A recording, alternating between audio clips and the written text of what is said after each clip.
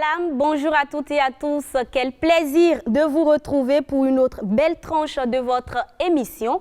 Le rendez-vous de midi, la team est déjà en place pour la clôture en beauté de votre semaine de travail. Installez-vous confortablement. C'est parti pour 52 minutes de détente.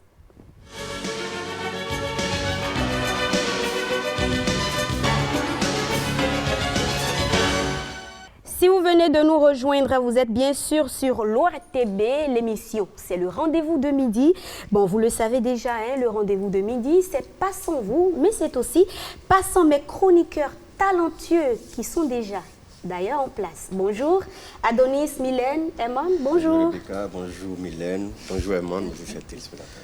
Bonjour Becca, bonjour à toutes, bonjour à tous. Très heureux, vous le savez, comme toujours, de vous retrouver sur le plateau du rendez-vous de midi. Mylène. Bonjour, t'aurais dû commencer par moi. Je suis la dame. Oh, elle est jalouse. C'est la moindre des choses. Adonis, bonjour. Emone, bonjour. Et bonjour aux téléspectateurs. Alors, comment vous allez le week-end? Ça s'annonce comment de votre côté? Avec tout Les ça, couleurs sont là. Avec tout ceci, je crois que ça s'annonce. Je peux toucher. Ouais, touche tout ce que tu veux. Mais il y a tout à thé. C'est quand même de l'art, hein. C'est quand même art déco et tu t'y connais très bien. Je m'y sais quand même. Je m'y sais un tout petit peu. En tout cas, vous le savez, hein, nous sommes en pleine fièvre des fêtes de fin d'année, moment où on a souvent envie de changer un peu la décoration de notre salon ou de notre chambre à coucher. Aujourd'hui, nous vous donnons quelques astuces, quelques idées de décoration pour la période des fêtes. Notre spécialiste du jour, elle va nous rejoindre, Madame Aladaye, s'il vous plaît. Merci de nous rejoindre. Vous êtes décoratrice d'ailleurs. Mylène, vous avez remarqué sur le plateau. Ah ouais. Il y a plein de couleurs. Il y a le rouge, il y a le vert. C'est très joli. C'est joli ou pas? Et c'est bien ordonné surtout. Oh, c'est très joli. Je suis sûr qu'Emone, il ne pourra pas le faire. Emone, il va mettre le rouge. Tu lances là, le défi ou tu relèves gauche, le défi? Le blanc au milieu. Je suis capable. Et c'est que quand je m'y mets, c'est la masterclass. Ouais, c'est ça. Alors, Madame Aladaye, bonjour. Ali Aladaye, comment vous allez? Très bien, merci. Bonjour, Madame la journaliste. Merci d'être avec nous. Je vous en prie. Alors, vous êtes décoratrice. Aujourd'hui, nous allons parler de la décoration d'intérieur en période de fête. Déjà, quand on parle de décoration d'intérieur en période de fête, on doit penser à quel type d'accessoires? Nous sommes vraiment bien, la table est bien achalandée, surtout parce qu'il y a de belles dames qui sont autour de la table. Oh là là, les hommes seront jaloux, mais bon. Les hommes seront jaloux, mais bon. Ça, c'est juste pour la forme. Hein. Merci beaucoup, c'est gentil. Sans de vous, monsieur, il n'y a pas de belles dames. Et puis c'est tout. C'est vrai. Déjà, il faut dire que pour les fêtes de fin d'année, ça tourne en quoi? Juste un mois, on va dire. Oui, un mois. Donc, c'est surtout sur l'événementiel que tout le monde porte l'attention. Mais je suis très ravie de constater que vous parlez aussi de décoration d'intérieur. Il faut savoir qu'en décoration, nous avons deux grandes familles. Nous avons la famille de décoration événementielle, qui est une décoration éphémère, qui part de quelques heures jusqu'à quelques mois. Donc, quelques heures, ça peut durer le temps d'une fête, ou quelques mois, le temps d'une foire. Vous voyez? Donc, nous avons la deuxième grande famille qui travaille sur la peau de la maison et on l'appelle la décoration d'intérieur. On parle de luminaires, on parle des revêtements, du sol, du mur, de la peinture et de tout ce qui va avec, de l'achalandage même de la salle. Donc, dans cette catégorie-là, pendant la période des fêtes, qu'est-ce qu'il faut faire? Déjà, en tant que femme africaine, en plus, nous allons essayer de peaufiner notre intérieur déjà en faisant un grand nettoyage. Ça commence par là. Voilà. Vous passez un bon coup de balai, un bon coup de serpillière, vous mettez tout au propre. Déjà, en faisant ça, vous enlevez les anciennes énergies de l'année qui est en train de finir et vous installez, déjà vous apprêtez à accueillir les nouvelles énergies. Donc, après ce coup de balai, si vous avez les moyens ou si vous avez besoin de le faire, vous mettez un coup de peinture. Pourquoi pas? Moi, je conseille souvent de mettre une couleur différente de celle qui existe. D'accord. Si vous aviez du bleu, mettez peut-être du jaune ou du terrain, quelque chose de marron. Est-ce que ça n'agresse pas le jaune, Le ou jaune, même le ça, bleu ça a au salon? plusieurs déclinaisons de bleu, il y a plusieurs déclinaisons de rose, de jaune, je veux dire. Ça dépend de ce que vous avez comme sensibilité. Et tout le monde a une couleur qu'il aime, donc vous mettez la couleur que vous aimez. Donc en décoration, il n'y a pas Les de goûts, les couleur couleurs, ça se discute spécifique. pas. Ça ne se discute pas. Voilà. Donc vous mettez la couleur qui va avec quand même l'ensemble et tout, et facile à habiller. Et au-delà de ça, si vous ne voulez pas travailler sur les murs, vous mettez des rideaux. C'est la chose la plus simple à faire. Et elle va vite. En mettant des rideaux, vous changez tout de suite l'ambiance de la salle. Vous mettez des coussins ou si c'est dans la chambre à coucher, vous mettez peut-être de nouveaux draps. Ça, j'insiste dessus pour les dames je coach. J'insiste dessus, je le dis, mettez de nouveaux draps. Ne dormez pas, ne vous réveillez pas dans les anciens draps. Non, mais en fait, C'est ce que vous me demandez, c'est on jette notre lot de draps. Non, vous ne jetez pas. Vous les lavez bien, vous les rangez. On ne jette pas. On ne jette pas, on ne va pas jeter ces draps. Les draps, c'est fait pour durer un bon moment. Vous achetez de nouveaux draps, au moins 3 ou bien tout au moins 2, si vous n'avez pas un gros budget. Vous achetez de nouveaux draps, vous dormez dans de nouveaux draps. Vous commencez par changer. Ça change à l'intérieur tout de suite. Mais si vous restez dans l'ancien, vous n'accueillez pas la nouvelle année. Et on ne peut pas parler de fête de Nouvel An sans parler de la Noël. Parce que c'est la Noël qui est la fête de l'amour, au fait. Tout à fait. Parce que c'est la fête de la naissance du Christ. Et c'est la fête des enfants. On partage des cadeaux, on fait plaisir aux enfants, on achète de meilleurs cadeaux à ceux qui ont été sages. On offre de meilleurs cadeaux à ceux qui ont été sages. Et Papa Noël, il fait le reste, il distribue. Et je suis sûr que le Père Noël va descendre sur le plateau. C'est sûr, moi je vois ce soit Noël avant l'heure. Je convoite déjà ce très mignon plateau. Et je suis sûr que le Père Noël va me visiter avant la fin de l'émission. Est-ce que tu as été sage? C'est la question qu'il faut Sage, savoir. très sage en plus. Très sage. Donc, nous allons parler plutôt de couleurs dans ce cas, parce que la Noël, elle vient avec son lot de couleurs. La fête de Nouvel An, le réveillon, vraiment n'a pas vraiment de couleurs en soi. Mais la fête de Noël, elle vient avec au moins 4 couleurs. Nous avons le rouge que tout le monde connaît, ça c'est là, c'est rouge. On a le vert qui vient... Qui rappelle le sapin. Oui, qui rappelle le sapin traditionnel et qui est la couleur complémentaire déjà du rouge. Et aussi, nous avons le doré. Vous voyez, il y a le doré qui est là. Le doré, quand vous le voyez tout de suite, ça fait penser à quoi? Ça fait penser à l'or. Donc, il faut mettre du doré. Il faut mettre du doré parce que ça appelle l'argent. Ça appelle la prospérité. Ça appelle le succès. Ça appelle tout ce qui est noble. Et si vous ne supportez pas trop la couleur or, parce qu'il y a certains qui ne supportent pas trop, vous mettez la couleur argent. Oui, et la couleur argentée qui est là. Celle-ci? Oui, celle-là. Vous mettez celle-ci, soit vous faites un mix des deux, orange, or et puis argent, ou bien vous mettez uniquement argent. Ça va très bien.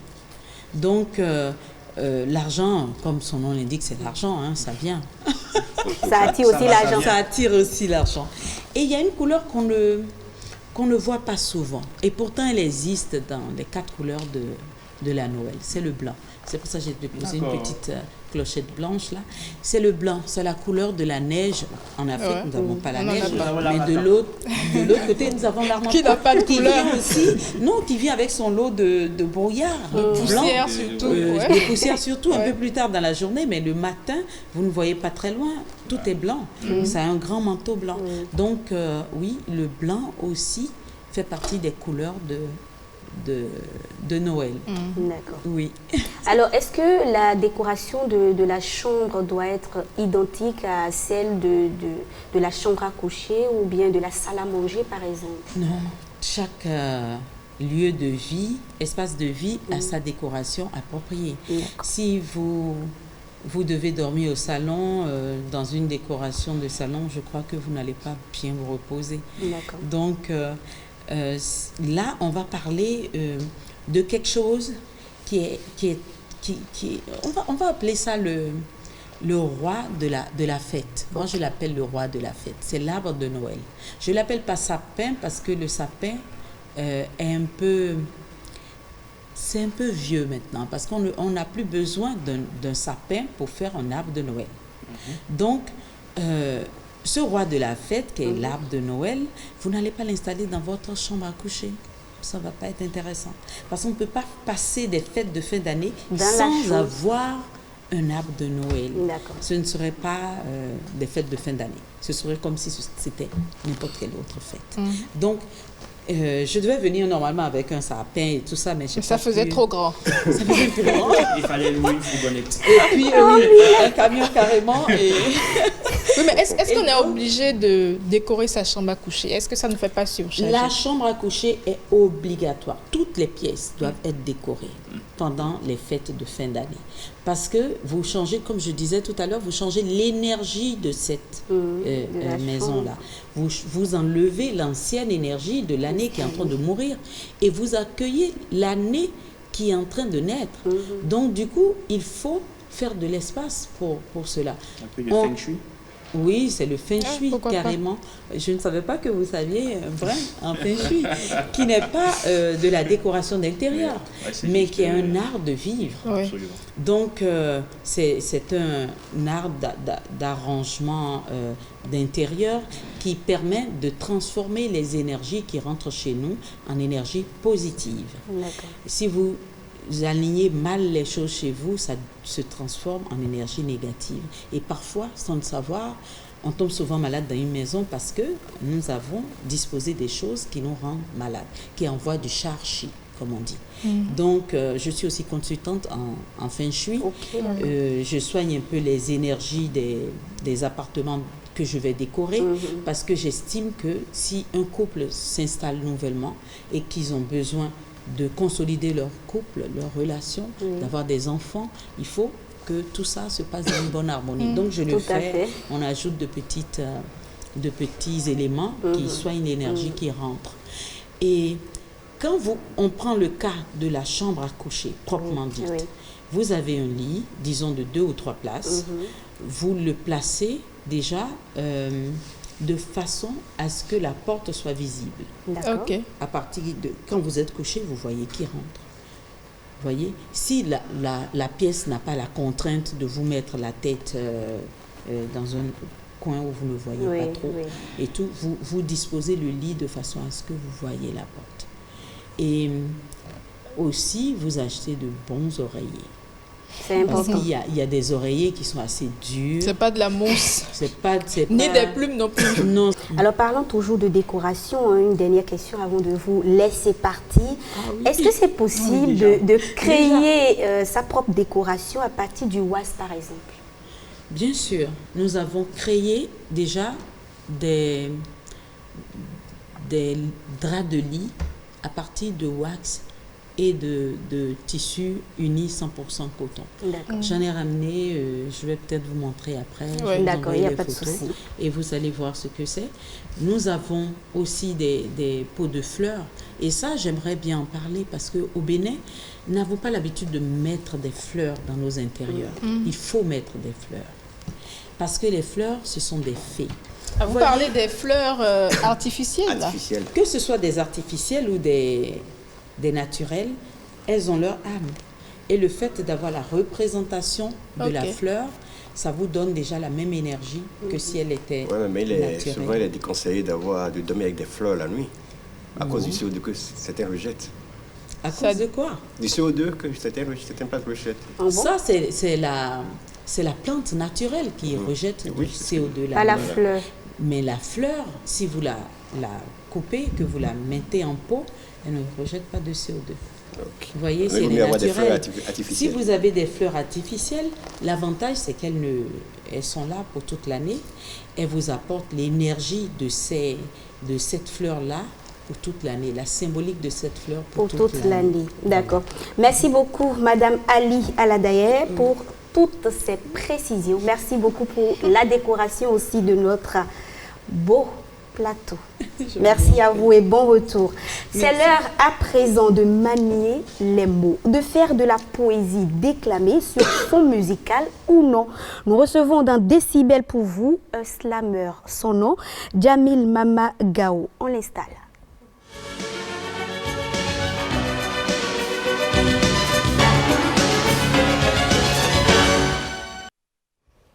Emma, tu nous présentes ton invité du jour.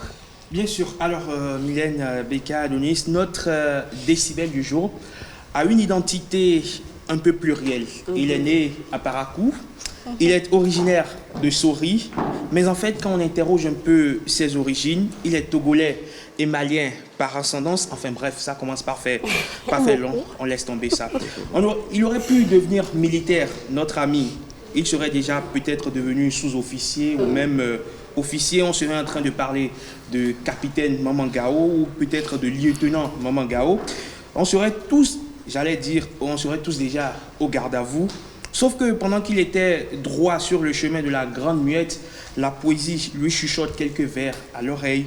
Le brillant élève du Britannique militaire se retourne vite fait et bien fait, puis se laisse emporter par la muse. Il convole en juste noces avec les belles lettres. On s'est d'ailleurs croisé sur les bancs de l'université, lui et moi, au département des lettres modernes. Il était déjà si emphatique dans le langage enfin. Je ne sais pas si vous voyez un peu ce que je veux dire en fait.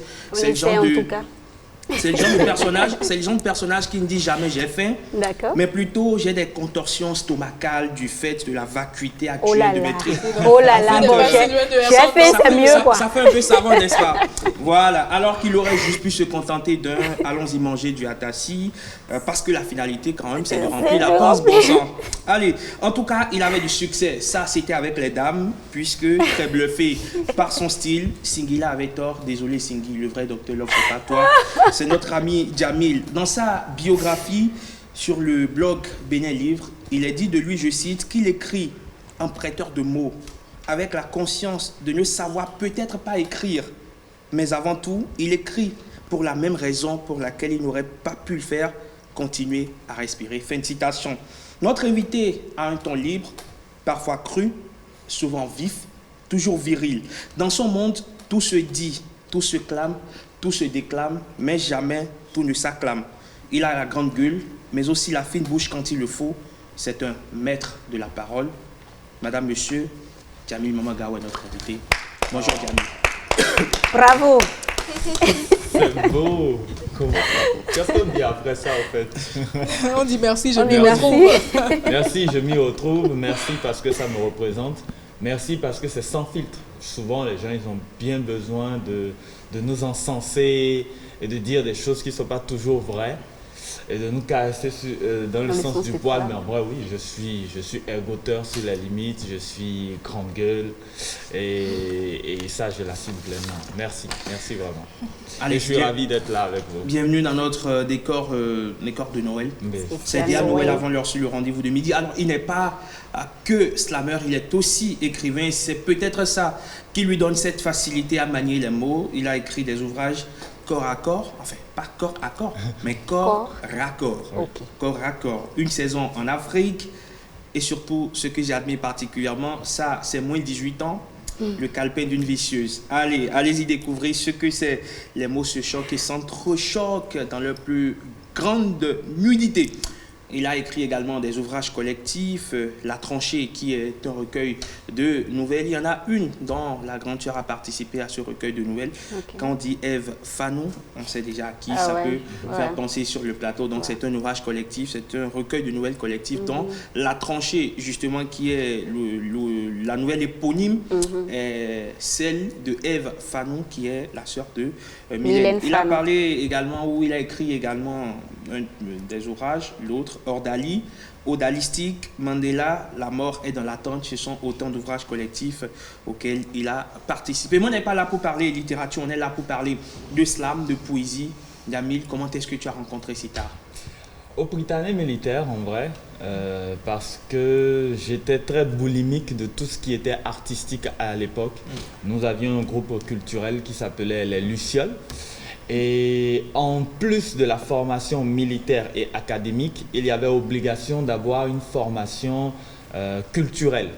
pour l'émulation au-delà des armes et au-delà de tout ce qui était classique. Donc moi, il y avait 12 filières, je crois que je les ai toutes faites. Donc j'étais insatiable. D'accord. Sauf que il y avait une filière qui particulièrement retenait mon attention, c'était la déclamation poétique. Et à l'époque, on nous imposait les textes qu'on devait déclamer, c'était essentiellement des textes venus d'Europe.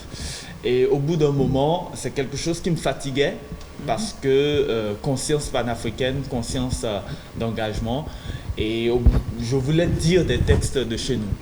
Donc c'est parti de là.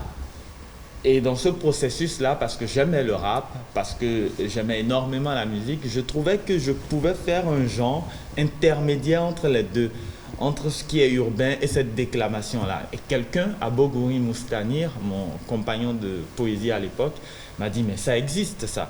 Et il m'a tendu l'album de Sergent Marcus. D'accord. Et justement, j'allais te lancer. On a connu Toussaint Diarro, plus connu sous le nom de Sergent Marcus, qui a également fait un passage dans l'armée. Autant dire que l'armée est un ferment des slameurs. Enfin, ça fait découvrir des talents de poésie. Je pense que l'armée est quand même, au-delà des slameurs, un socle de transmission de savoir pluriel et de connaissances.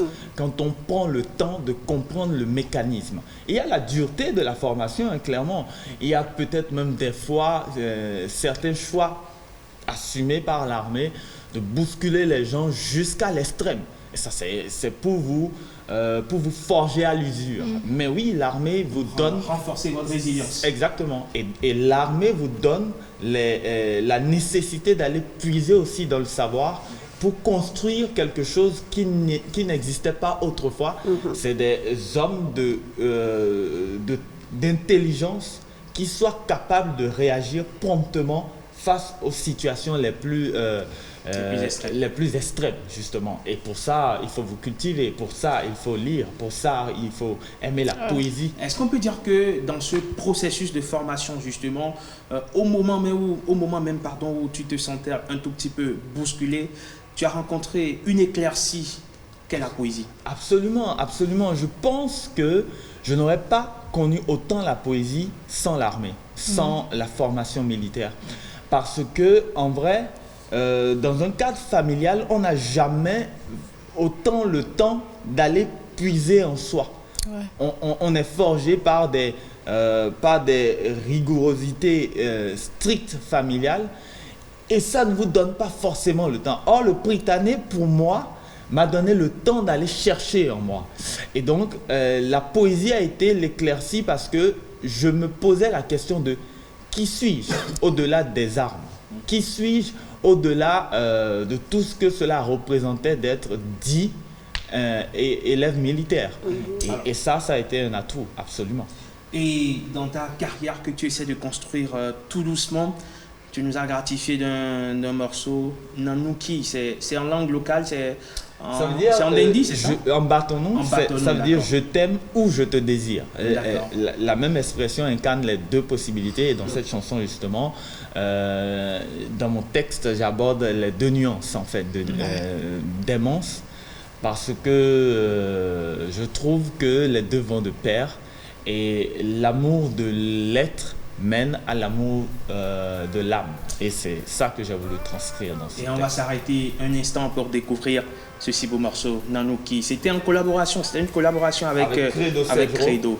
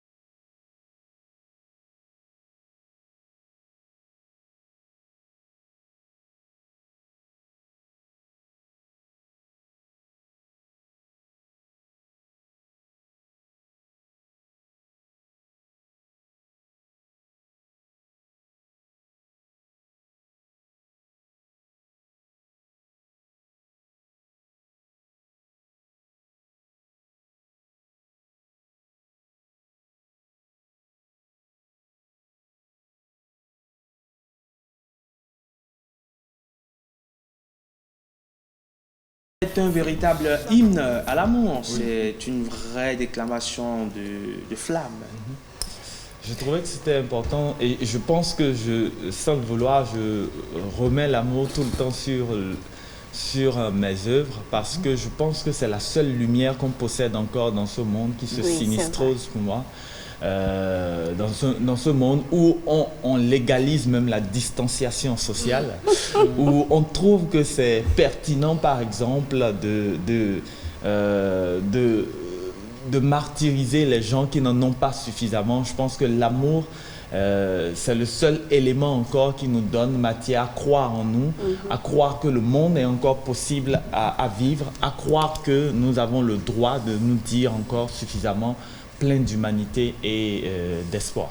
En clair, dans un troisième millénaire où il ne fait pas bon vivre, tout comme la poésie, l'amour nous donne une raison d'exister encore et de croire en un lendemain meilleur. Bien sûr, seul l'amour sauvera ce monde. L'amour, d'abord l'amour de soi. L'amour de soi avant tout. C'est principal, oui. L'amour de ses appartenances aussi ensuite. L'amour des autres. Qu'ils soient de nos confessions religieuses ou pas, qu'ils partagent nos spiritualités ou pas, l'amour, quoi. L'amour dans toutes ses nuances. L'amour du frère, de la sœur, de la tante, de l'oncle, du proche. L'amour, juste ça, l'amour. Okay. Ça.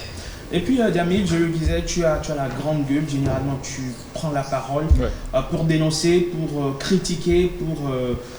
dire ce qui ne va pas. C'est trop facile de critiquer les autres, Djamil. Oui, c'est possible, mais je pense qu'on ne fait de remise en cause que par la critique. C'est souvent un leurre que de dire « Ah mais non, tu vois, toi non plus, tu ne... » Mais c'est déjà de la critique et c'est ça qui est pertinent. Je veux dire, on ne questionne les choses que par la remise en cause des choses. Et donc critiquer, c'est pousser ces gens qu'on indexe à aller au-delà de leur certitude, à construire d'autres façons de penser ce qu'ils font, la manière dont ils le font et à voir ce qu'eux ils ne perçoivent pas. Parce que quand on est dans un feu d'action, la manière dont on est brûlé, ce n'est pas de la même façon que l'autre en face aussi ressent les flammes. Et donc, pourquoi pas contribuer? Pour moi, c'est en fait un acte de contribution que de critiquer. Après, évidemment, moi, je pose des actes selon mon échelle. Mon engagement, moi, je le situe à d'autres possibilités sociales, culturelles et autant que je peux. Voilà. D'accord. Alors moi, j'ai une question, Emma. J'ai toujours été assez curieuse. Quand on parle du slammer, parfois on vous appelle pour des prestations en live, n'est-ce pas? Bien sûr. Alors comment est-ce que ça se passe? Est-ce que vous mémorisez tout ce que vous avez à dire en ce moment-là?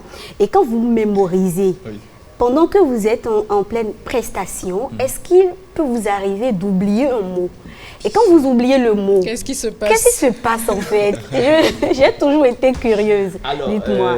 Il y a autant de démarches que de slaveurs. D'accord. Déjà, il faut le dire. Ensuite, oui, c'est une obligation générale de mémoriser, autant pour l'idée de la prestance, mais pour la liberté du dire, pour la possibilité de posséder chaque mot à chaque fois. Mais ce n'est pas une obligation restrictive. Le principe même du slam, c'est justement de déconstruire l'idée qu'on ne peut pas venir sur scène sans son texte.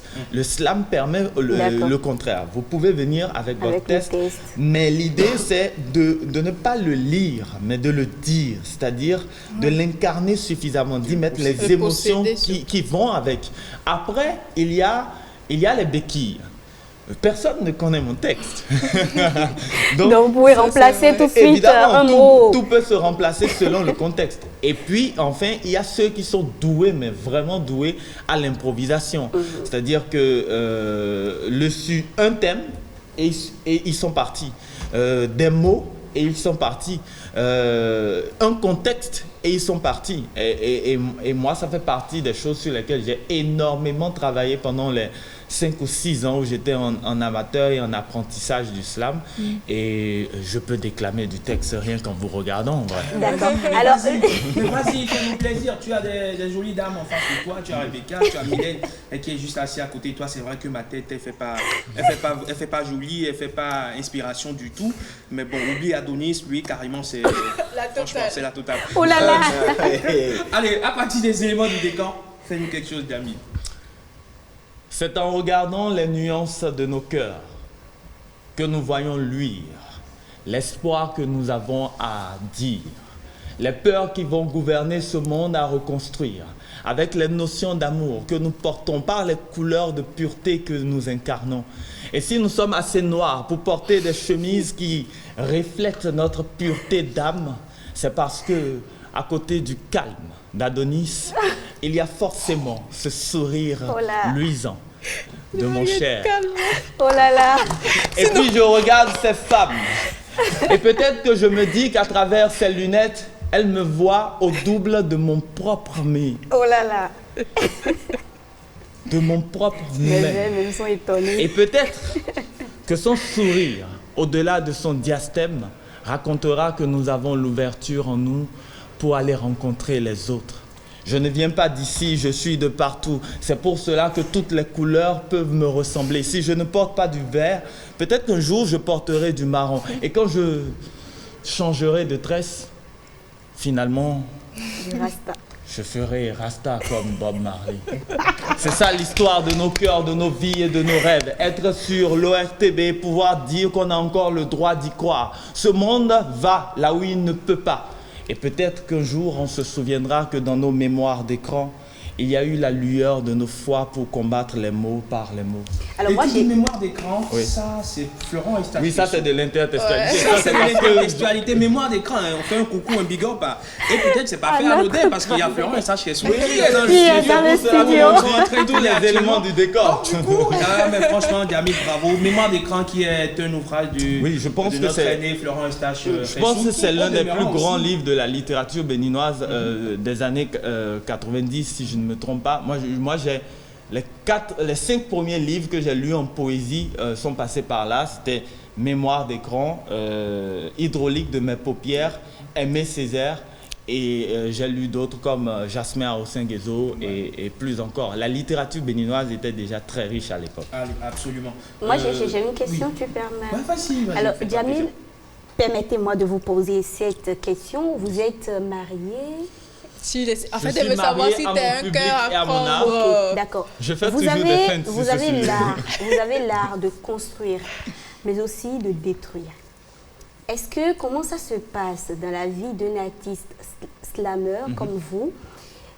Est-ce qu'il n'est pas déjà arrivé que des jeunes femmes tombent amoureuses tout simplement de vos paroles? Comment est-ce que ça se passe? Est-ce que dans ces cas-là, vous pouvez rester fidèle à votre conjointe? Oui, bien sûr. Je pense que tout se construit par énergie. Et pour avoir eu la chance de lire certains livres, je sais que je dépenserais trop d'énergie à en donner à trop de personnes. D'accord. Je veux dire, et donc je me viderai d'énergie. Et ça, c'est la première chose. Il y en a qui serait 100% d'accord avec vous. Et elle n'est pas si loin. Et ensuite, je pense que fondamentalement, tout est question aussi de discipline de soi par rapport au respect qu'on a au public qui nous donne de l'admiration, qui nous donne un crédit pour le représenter face au monde. Donc, je vous dis, si je devais flirter, coucher ou être avec toutes les personnes qui croient en moi, j'aurais 360 jours à passer à ne faire que ça. Je pense que le tri se fait naturellement par volonté de respecter son amour de soi, par volonté de respecter l'amour qu'on porte à l'autre qu'on aime et aussi par besoin de se conserver artistiquement, humainement et en termes d'énergie. Oui, Jamil est un artiste très engagé, on a eu le temps de le dire, et tu as préféré tes causes pour les albinos. Oui, tout à fait. Pourquoi? Alors, c'est un sujet qui m'a marqué en 2013 lorsque je regardais un documentaire sur le sujet. Et je me suis rendu compte que justement, très peu d'artistes chez nous s'en accaparent, alors que cette part de notre société est nous. Et donc, j'ai été interpellé par cette sensibilité-là parce que je considère que les personnes vivant avec l'albinisme apportent un plus et subissent des travestissements de réalité. Et je pensais que je pouvais apporter ma pierre à l'édifice, je pouvais dire une vérité supplémentaire pour ça et que j'avais la possibilité de contribuer justement au-delà de la critique, d'apporter un plus à notre société. Je suis albinos. Tout à On va fait. découvrir ce morceau.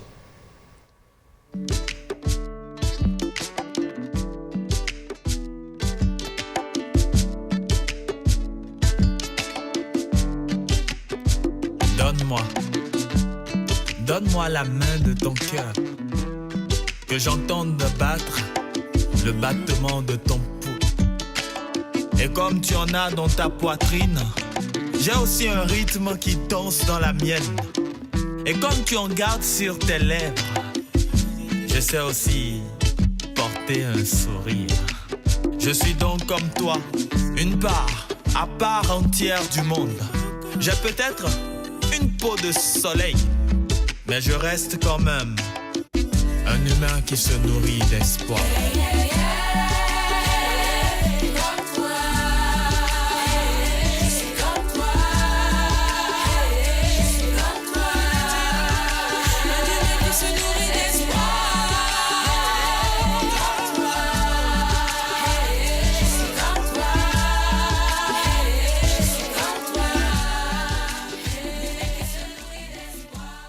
Allez, se nourrir d'espoir parce que c'est l'espoir qui nous fait, c'est l'espoir qui nous donne, je vais dire, cette énergie-là pour rêver d'un lendemain meilleur. C'est l'espoir qui fait que chaque jour nous nous réveillons sur notre pied avec le sourire. C'est l'espoir qui fait que nous vaquons à toutes nos occupations parce qu'on sait que demain, forcément, sera meilleur. Allez, Jamil, au-delà des albinos également, tu suis beaucoup l'actualité. Je sais que tu as fait une formation en journalisme également par le passé. Tu as été dans la même posture que moi.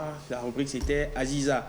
C'est bien ça, dans Sacrée Soirée, Sacrée Journée sur ETélé. Après, c'est que tout ça réuni fait que justement, tu suis de très près l'actualité. Et pendant que ça brûlait au Congo, tu as sorti un test congolais. Pas congolais, mais Congolais. Et lait. Lait, en fait, La laideur comme du la Congo. laideur. Je La pense laideur. que Ok, le Congo, les- c'est un gâchis. Je pense que le Congo, c'est rigoureusement le plus gros gâchis de l'histoire de l'Afrique. Parce que le Congo, c'est des milliards On parle de scandale géologique. Voilà. Et en vrai, je pense que aujourd'hui, nos préoccupations africaines ne peuvent qu'être réglées que de manière interposée. Je pense que les artistes congolais auront beaucoup moins de facilité à aborder des sujets congolais dans un contexte congolais où ils sont martyrisés, etc. Et c'est pareil, je trouve que des artistes congolais parleraient mieux de la situation de chez nous que nous-mêmes par rapport au contexte, au lieu de vie, aux enjeux économiques liés à nos carrières. Donc pour moi, c'est une préoccupation qui est spontanée par rapport à la nécessité que nous devons prendre la parole sur nos préoccupations d'ensemble. Parce que le Congo, c'est quand même la possibilité d'avoir un barrage pour alimenter toute l'Afrique sans aucune dépendance. Le Congo, c'est quand même un est du pays où des enfants sont utilisés de manière abusive dans des grottes sans que des conditions de sécurité soient mises en place. Je pense que le Congo, c'est le reflet de l'Afrique en termes d'obligation de nos dirigeants en général de prendre leurs responsabilités vis-à-vis de leur peuple. D'accord. Je ne leur dis même pas, ne vous enrichissez pas, faites ce que vous voulez. Je veux dire, à ce niveau, je suis encore... C'est énervant, mais je vous concède ça. Mais pendant que vous vous enrichissez, respectez-nous. D'accord. Pendant que vous vous enrichissez, enrichissez vos peuples. Allez. Alors, Jamil, tu restes avec nous. Jamil, avec tu as plaisir. faim? Ah oui, mais bien sûr. Et moi, j'adore manger. Non mais attention Rebecca, on attends. ne mange pas. Surtout pas, ne le fais pas saliver, on ne mange pas, on va tout juste le monde va grignoter. voir de quoi tu es capable Ouais, je suis aujourd'hui. pingre, je sais, aujourd'hui je suis pingre. Je Alors n'ai la rien à jolie apporter. tata à côté de toi te propose le À manger. massa de riz. Non mais t'as Ses dents. tout miam, détruit. miam. Non, pas du tout. Je voulais faire saliver Emmanuel parce que ce sont des crêpes et on sait qu'Emmanuel adore les crêpes. Mais cette fois-ci, ce ne sera pas des crêpes à la farine de blé, ni au lait, ni aux œufs, mais plutôt des crêpes au riz. Il connaît bien sûr le En tout mansa. cas, on découvre tout Ah de oui, suite moi, j'adore. dans la rubrique Miam Miam.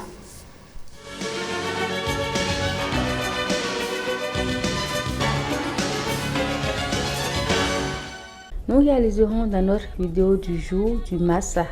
Il existe plusieurs variantes de cette recette. Je vous en propose une très facile à réaliser. Alors la veille, rincez 400 g de riz.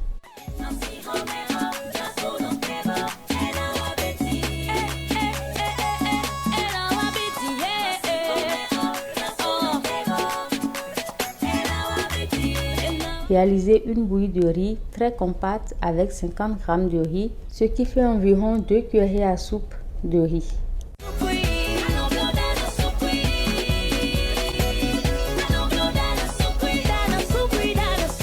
Trempez alors les 350 g de riz rincé restants.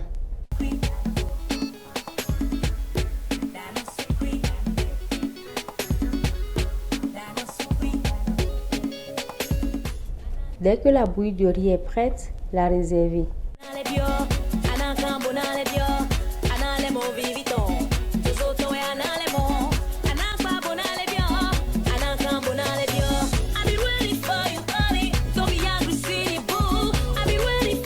Le lendemain, rincez le riz trempé.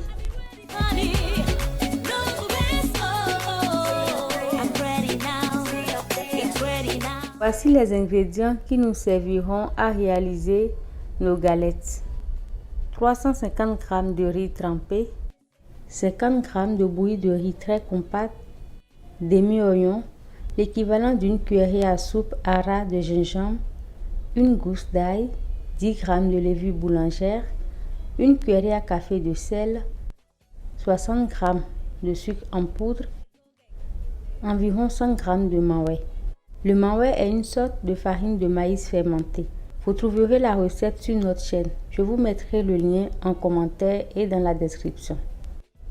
Il nous faut également 10 centilitres d'eau et un peu d'huile pour la friture. Dans un mixeur, écrasez ensemble la bouillie de riz, le riz trempé fermenté,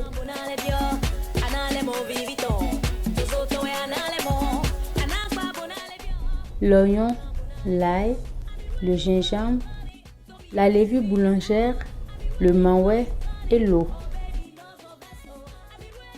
J'écraserai les ingrédients en 2 fois pour ne pas surcharger le mixeur.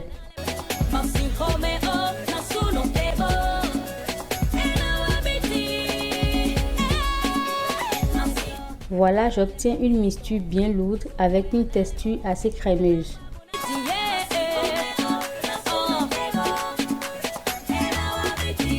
J'écrase le reste des ingrédients.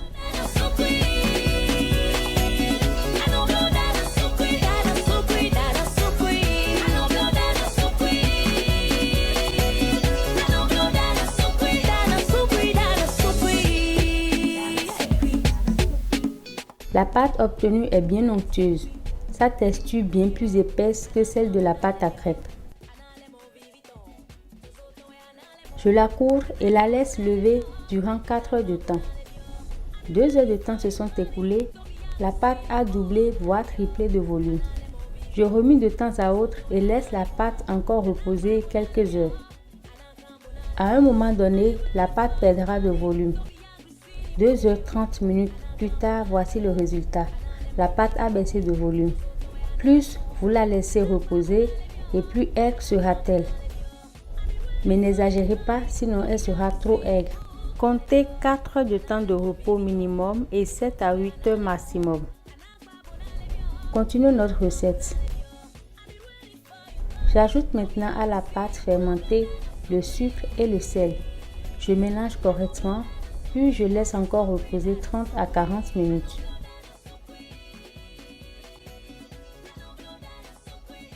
La pâte une fois levée, passez à la friture.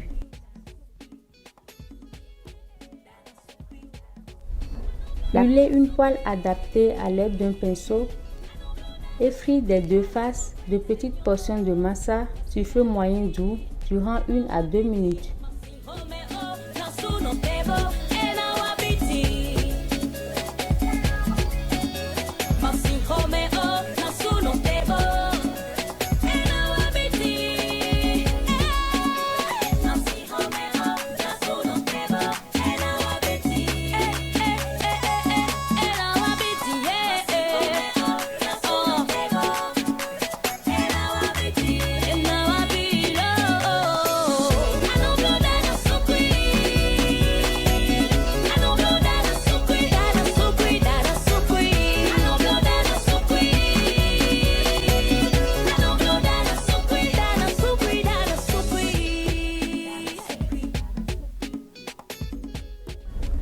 servi avec du piment en poudre spécial tchachanga.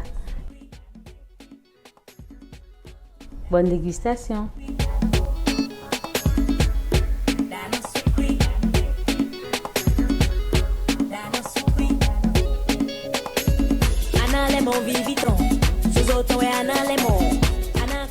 Je ne suis pas d'accord. Moi, je suis d'accord avec moi-même. Dégustation virtuelle, là, je ne suis pas d'accord. En plus, vous imaginez, Rebecca ne sait pas ce que c'est, elle n'a Ouais, jamais je savais essayé. pas. Je connais C'est la le première Mansa. fois qu'elle voit ça.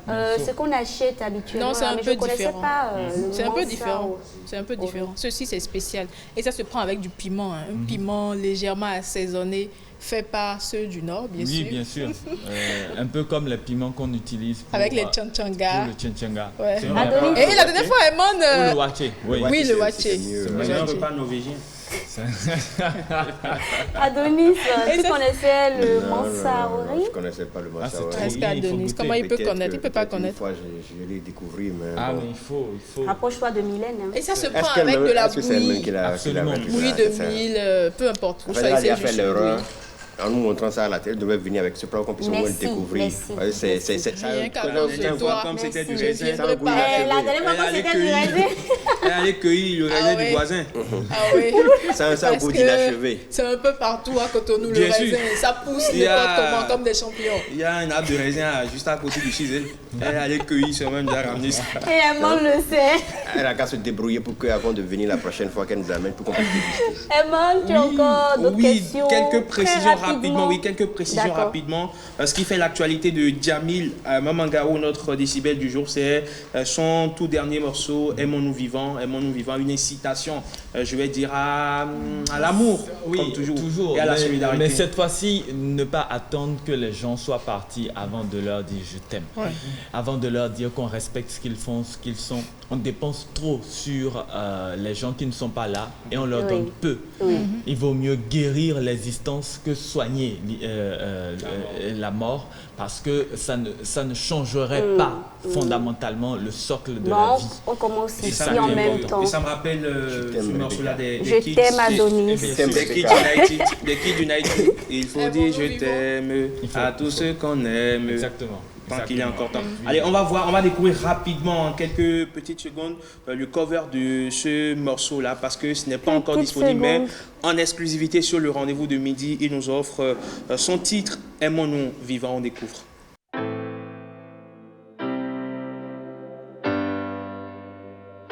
N'attendons pas. Quand la vie s'éteint dans nos yeux, n'attendons pas. Que nos voix s'éteignent dans les cieux. Aimons-nous, aimons-nous, aimons-nous vivants. Aimons-nous, aimons-nous, aimons-nous vivants. Aucune larme sur la tombe ne peut noyer la mort. La splendeur des hommages ne conjure pas les remords. Souvent les amours posthumes sont des mascottes d'imposture. Et quand on tient vraiment à quelqu'un, c'est vivant, pour nous le nœud des liens. Ce n'est pas après le bon moment pour exprimer la teneur de ses sentiments.